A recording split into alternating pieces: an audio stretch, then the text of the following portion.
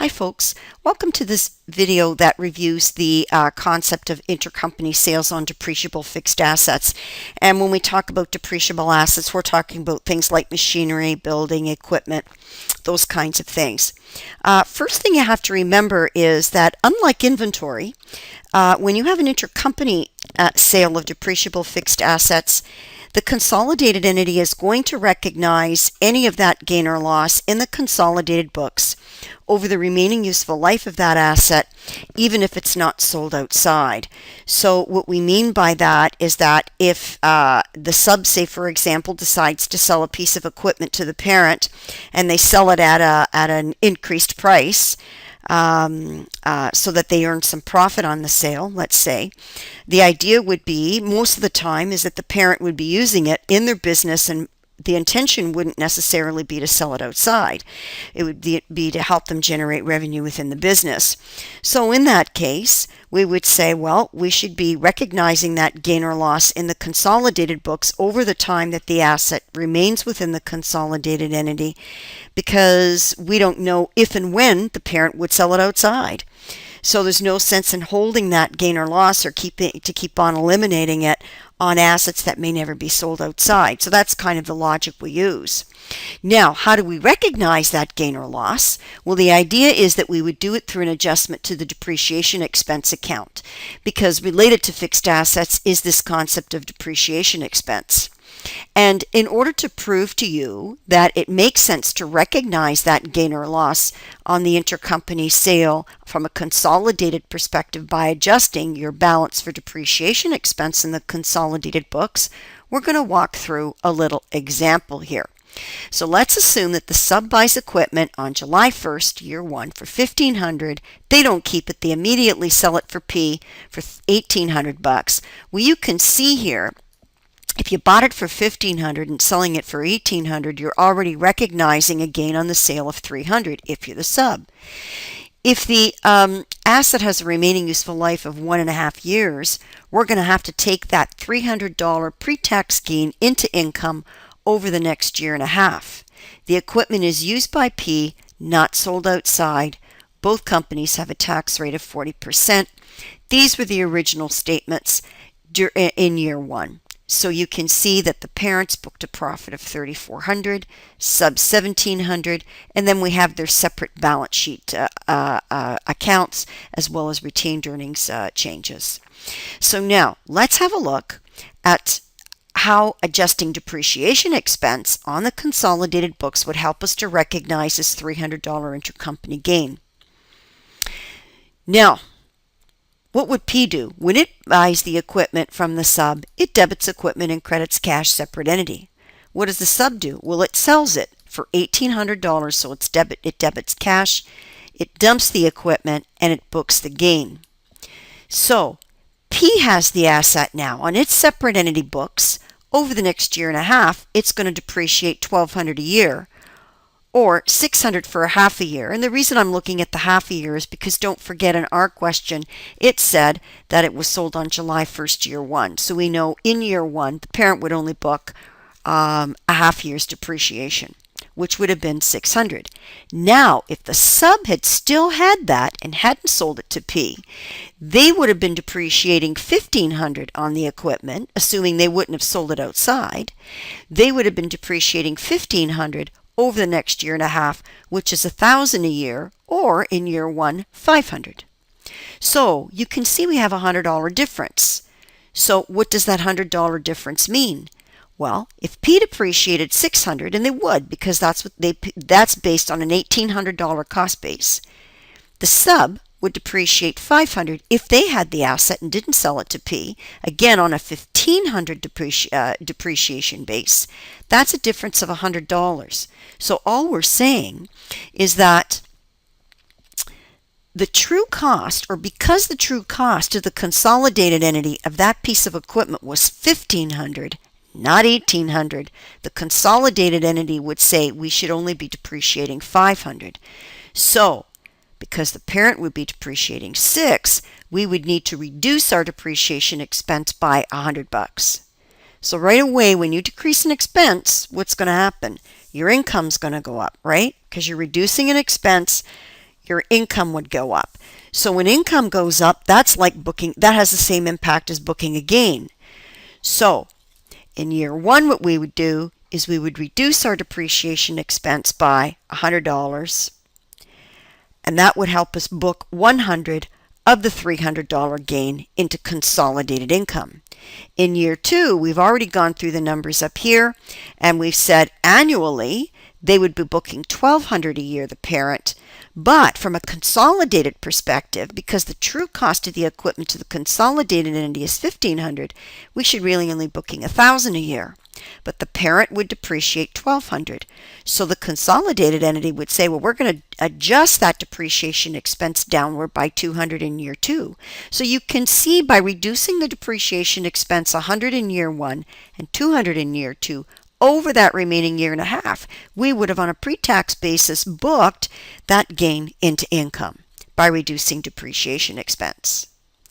So now we do a little calculation to find out how much of the after-tax profit would be recognized by the consolidated entity over the remaining year and a half, even though it's not sold to an outside third party. And you might recognize this to some extent, the intercompany profit analysis. That's something that we did in our inventory chapter when we looked at intercompany inventory profits. Remember, we had a before tax, tax, and after tax column, and this column in here is going to help us adjust our income or tell us how much we're adjusting income by. Well, at the date the sub made the sale to the parent of that piece of equipment, we do remember that the sub booked a $300 gain. That gain is going to be realized into income. Tax on that gain that would have been recognized through tax expense by the sub would be $120. So on an after-tax basis, their income has a $180 after-tax gain that can't be recognized fully in year one. How much of that $180 after-tax gain can be recognized? Well, the amount that's based on the reduction in depreciation expense. So we would be realizing through our adjustment of depreciation expense, $100 of that $300 gain, which is going to, when we realize a gain from a consolidation perspective, the consolidated entity would be increasing its tax expense by $40, which means on an after-tax basis into income, we would take $60 of that $180 into consolidated income. So that would mean that unrealized of that $180 gain would be $120, and we would take that into year two income from a consolidated perspective. And I think it's important that you realize here the sub has done nothing wrong. So in essence, they sold this piece of equipment to the parent, legitimately booked an after-tax gain of $180. So when we do these intercompany profit analysis pieces, we're not saying we're going to change what the sub did. We're just doing this to see how we need to adjust for the preparation of the consolidated statements. Okay, so now to facilitate the preparation of those consolidated statements, what I like to do with students is to help them see what the worksheet entries would be on the consolidation worksheet. And remember, the worksheet entries are not on P's or S's books. They're simply done by the consolidated entity. So what would we do on the worksheet, the consolidation worksheet, to facilitate the preparation of those consolidated statements? Well, one thing we said is that the sub booked a $300 gain, which not all can be recognized. So we would remove the gain and we would credit equipment for $300.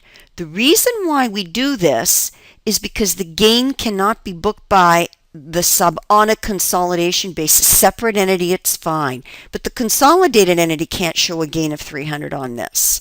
So what they would do is they would say, well, we're going to eliminate the gain, and the offsetting credit would be to the equipment, because don't forget, the true cost of the equipment to the consolidated entity is not $1,800, it's $1,500. The initial price paid by by us. So therefore, we would reduce the equipment. If we're going to remove the gain, we also have to reduce the tax expense at 40% of that gain. The consolidated entity says, well, The sub has paid that tax, so they look at it as prepaid tax, or what I'm calling here a deferred tax asset. My acronym is DIT, D-I-T, for deferred income tax. So you might see that from time to time in some of the videos. I refer to it as DIT, which is deferred income tax. So your text tells you to consider it like a prepaid tax. So again, when we eliminate the gain, which is up here in the consolidated books, we automatically would eliminate the tax expense on the consolidated books.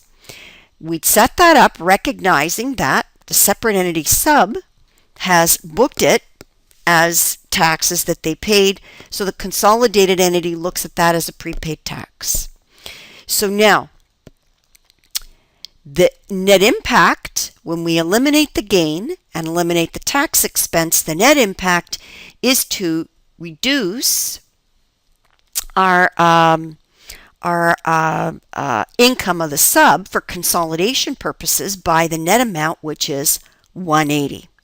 So now I've said here the impact on the consolidated net income calculation from A. Look at the income statement accounts, debiting a gain or reducing the gain and removing the income tax effect has the impact of reducing income of the sub just for consolidation purposes. We're not physically going in there and adjusting the sub's income, but just for calculation purposes to make the consolidation figures right, we would be reducing it by $180. So I don't know if you can see this clearly or not, but we've removed the $180 gain after tax from the net income after tax of the sub. Now, you'll notice down here, it's kind of like we're removing the whole thing, and of that 180 we removed, how much of it can we recognize? So they deduct the whole gain after tax, and they only add back the after-tax portion that they can recognize this year. Granted, it's a little convoluted, but it's technically correct. Because of that 180 that we've removed here, 60 is realized. That $60 is what we calculated up here when we said how much of that $300 gain pre-tax can we book? Well, in year one we can book 100, and after tax it's going to be 60. So basically all we did is remove the 180 and add 60 of it back. Okay, so if you go down here in the calculation of consolidated net income, we'd have $49.80. Notice in this question there was no intercompany dividend, no other intercompany item where the P was selling to P was selling to S, so we make no adjustment to their separate entity net income. The attribution we talked about in chapter 5, or the previous chapter, so I'm not going to review that again. But just noting in non-controlling interest calculation, because the sub was the one who booked all the after-tax profit in year one, 180 on an after-tax basis, notice we're only derecognizing or unrealizing 120 of it. So the idea is, if they've gotten the 6,200 in their ending balance of year one retained earnings, the 6,200, that is going to include that 180 after tax, but we're only going to remove 120 because we said 60 here can be realized by the consolidated entity. So we have $14,080. We give the NCI their share, which is 10%, so we've got $1408 that's allocated to NCI. So now, these are calculations. So you might be thinking, well, what are the worksheet entries here? Because the only worksheet entry we've really done was to eliminate the pre-tax gain at its full amount and remove the income tax expense. What do the worksheet entries look like for this little guy here, the 60 bucks? Well, all we're doing here is we are removing or reducing, I should say, the depreciation expense for consolidation purposes by 100. And because we have an accumulated depreciation account, any adjustments to depreciation expense would be made directly to accumulated depreciation. And you'll notice in the separate entity statements, they give you an accumulated depreciation account. Where do I have the balance sheet? Right here. So if you look at the balance sheet, you'll notice we've got an accumulated depreciation account here, right? So the idea is, because we already have that account, we can use it. If they just said equipment at net and they didn't show you accumulated depreciation, then you just debit equipment at net. You debit that account. But because we had it, all we're going to do is reduce the consolidation account, accumulated depreciation, by 100 and reduce depreciation expense. Don't forget, when we reduce an expense, we increase pre-tax income. So when we increase income, we're going to have to book tax expense on it. Well, we're booking $40 in tax expense, which means of the $120 that we set up as a deferred tax asset or prepaid, now we're paying $40 of it from a consolidation perspective. So we're going to reverse out that deferred tax asset by $40. So now, if we looked at the financial statements for year one, what do we have? Well, notice when we removed the gain, right? So if you go back up here, I don't know if you've got your handout with you or not, but when you remove the gain, you reduce the equipment. We did that here on using the direct method. Remove the gain, reduce the equipment. Notice here we're also reducing our income tax expense because we removed the gain, and we're setting up our deferred tax asset at 120. All right, we're doing that. Now, when we recognized of this $300 gain, 100 of it, how did we do it? We reduced depreciation expense by 100. Remember what we just did? We reduced depreciation expense by 100. And when we did that, we reduced our accumulated depreciation, because it's just like any adjustments you make to inventory would affect cost of goods sold. Any adjustments you make to depreciation expense would affect accumulated depreciation or the equipment at net. Whatever you have. Those are the accounts that kind of pair up between balance sheet and income statement, right? So same idea here. We adjust our accumulated depreciation downward, and when we do that, when we reduce our depreciation expense, we're also recognizing 40% of it as increased income tax expense and reducing our deferred tax. So that kind of sets us up using the direct method to get a balance sheet here. From a consolidated perspective, that balances. Notice we've taken our NCI calculation and just put it in here, right? So now we're good. So now, let's have a look at what happens in year two.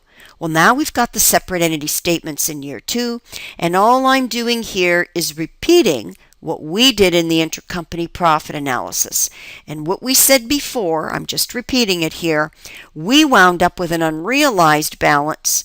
What we had left to take into to consolidated profit, 120. And in year two, because it's the last year of the useful life of the asset, we're taking it all into consolidated income, 120. Oops, just go back.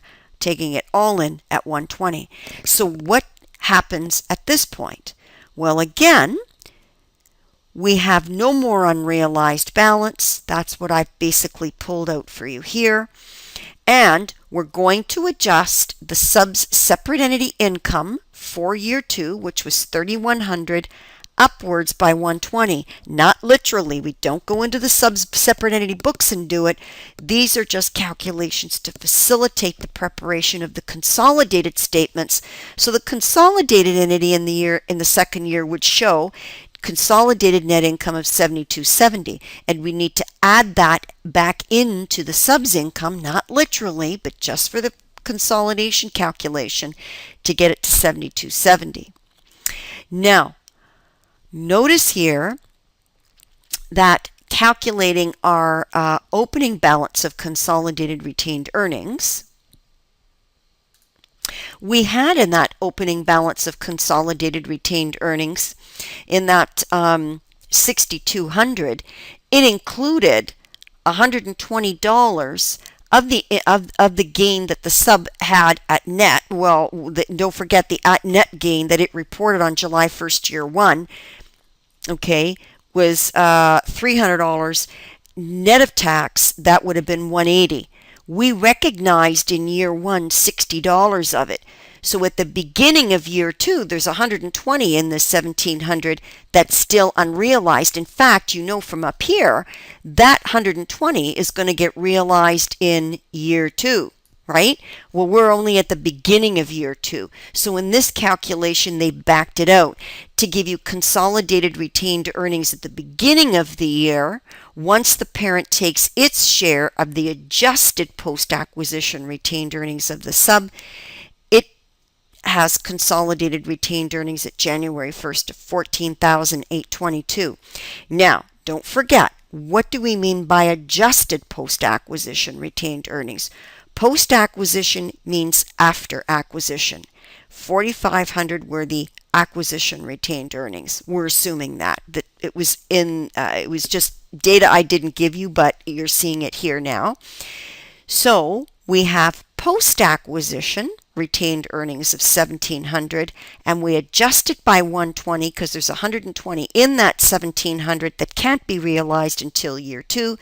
So the adjusted increase since acquisition, I refer to that 1,580 as post-acquisition adjusted retained earnings, of which the parent takes its share. So consolidated retained earnings at January 1, year 2 is 14,822. Now, if you calculate NCI at the end of year 2, don't forget we don't have to make any adjustments to the sub's retained earnings. Why? Because by the time we get to the end of year 2, we see we have nothing unrealized.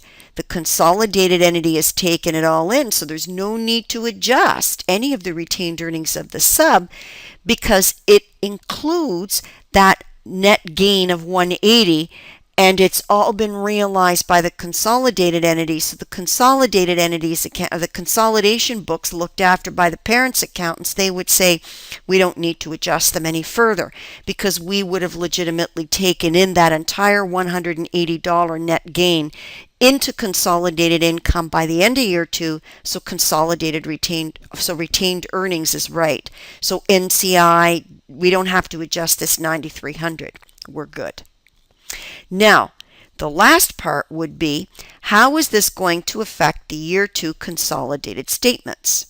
The way to see this so that you can see how we're building it up in the income statement, what each account is going to have as its balance, is to look at what the worksheet entries would be to recognize that $200 pre-tax gain.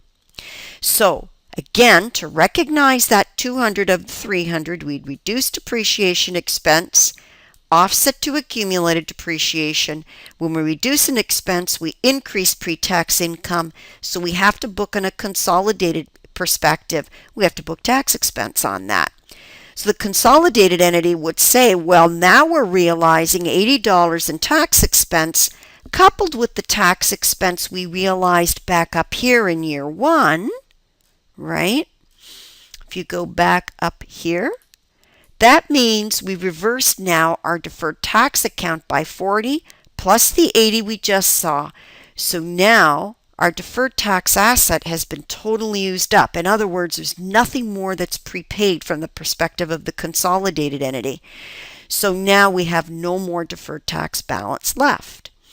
So when we get into the statements here, okay, we get into the statements. I'll get to this guy in a bit. We notice that on the income statement, we would have reduced the depreciation expense to take in the pre-tax gain of 200, and we would have also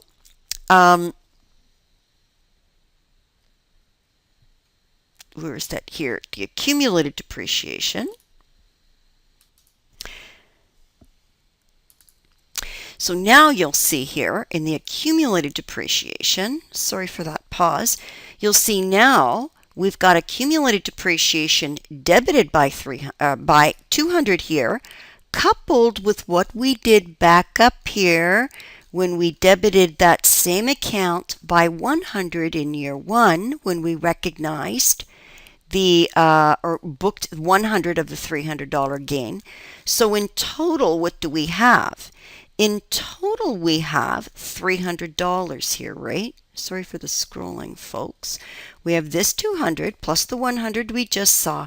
So that means your accumulated depreciation went down 300. All right. Now, if you look at the effect on your tax expense, Your tax expense now has gone up by $80 and your deferred tax asset has gone down by 80. Now notice that in the consolidated balance sheet they no longer show you the deferred tax asset. But if you go back to the end of year 1, you know it was sitting at 80 bucks, right? If you go back up here, it was sitting, the deferred tax asset at the end of year 1 was sitting at $80, right? Right here. But now you reverse that out. You no longer have a prepaid tax because by the time you get to the end of year 2, that total 120 has been fully realized. So now your asset or your prepaid's been used up by 80. So the 80 you had and the 80 that you're using up, you got nothing left. They just didn't show you the 80 minus 80 in here. They didn't show it to you because it's a zero balance account. All right. So now,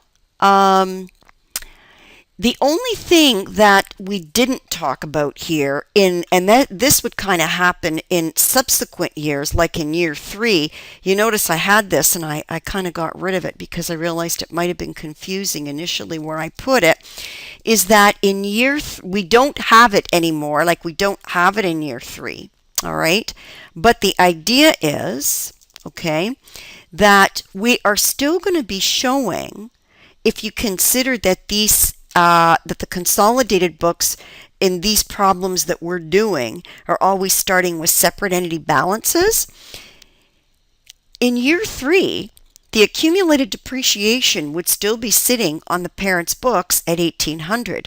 So in subsequent years, for the period of time that the equipment stays within the consolidated entity and it's not sold, we'd still be showing equipment at $1,800 and accumulated depreciation of $1,800. So to make those figures right, because that's what the parent would be showing, we would have to keep reducing our accumulated depreciation by $300 and reducing the equipment by $300, and this would be in subsequent years. After year 2. All right. Now, different companies have different ways of handling their depreciation, you know, on assets that they may no longer be using. But I'm just making the assumption that if they had this asset still on their books at the end of year 3, if we're starting with separate entity statement amounts, the parents and the subs, you just have to remember that the parent's going to be showing equipment at $1,800 and accumulated depreciation at $1,800, but the true equipment would be still sitting there at $1,500, which was the original amount paid by the sub, and accumulated depreciation would be $1,500 because that's the true amount of the accumulated depreciation on that $1,500 asset. So you would have to be reducing accumulated depreciation from consolidation purposes from $1,800 to $1,500. So this would be made in subsequent years after year 2 if P still has that asset on its books. So this concludes our short video, probably not so short, but our video on the concept of handling intercompany profits on depreciable fixed asset sales. I hope you found it helpful.